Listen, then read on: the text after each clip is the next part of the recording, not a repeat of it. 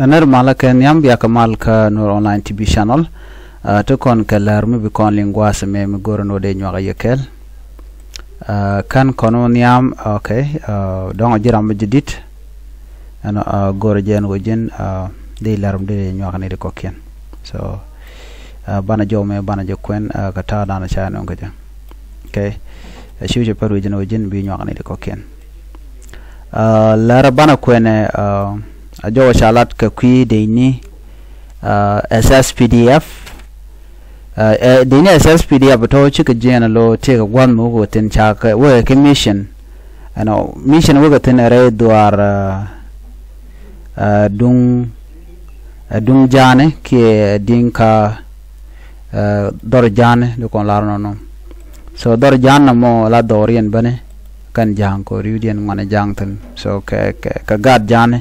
dong mi tiram de tan dong dera rani ko tira kel ban mangaje ka dinka territory ne kon tin ka jang so chi kon blarno te ka dal dimeten so kan chi ga jien te ramme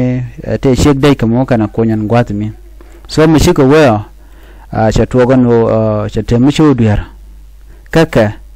ka dinka wayame dinka wayame tikan binemi wa mishi ga duero en raira yero michiro da tunya kam dien ki michi tuogone shaga lead ko ba di ni SSPD ba meken ba ka kep so cha meken cha ka kep kan din dialati no cha meken cha ka kep ne de kone meken cha kep wa ka ne di shop ka welkel ano dulo tela mi cha na ka tela mi cha mo ka bot ka ba bat cha meken cha ka cha ju gono mo de sha me cha la pin bine nak ano a shwa me chu ga meken dial chu kan ngi selemo alo ikan meken ikan gatup so mi jini guji jantama dung mu ko la dor na la don wa lat kan metina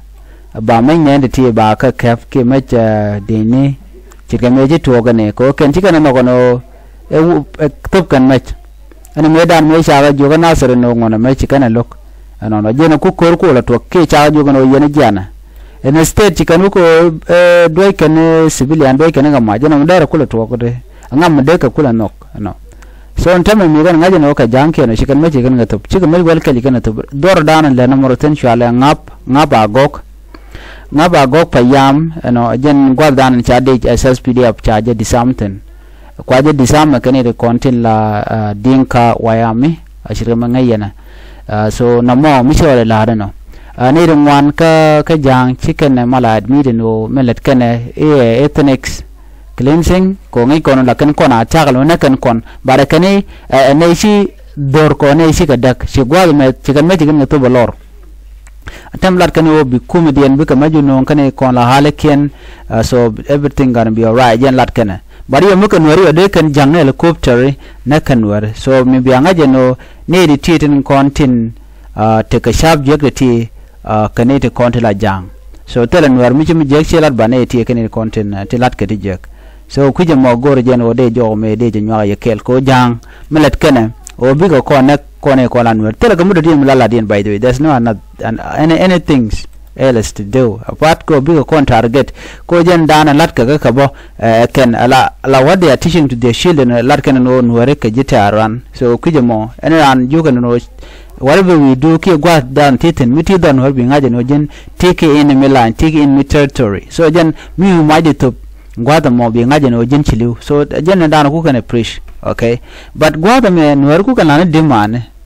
okay demand no wore jen no go nay Unified Force National Army but still charge linga kirma yadit ko nwari ku kal gujeno kene ke hostile lo ka jitar so jitar ti gorno dong te medal lat kaka so jo me daro ke ne diala konti linka ro ene gwado me ko biaden kon lat ko rodien biya ngajeno ko ngone okay jang tandien kene kon te ka power melet kene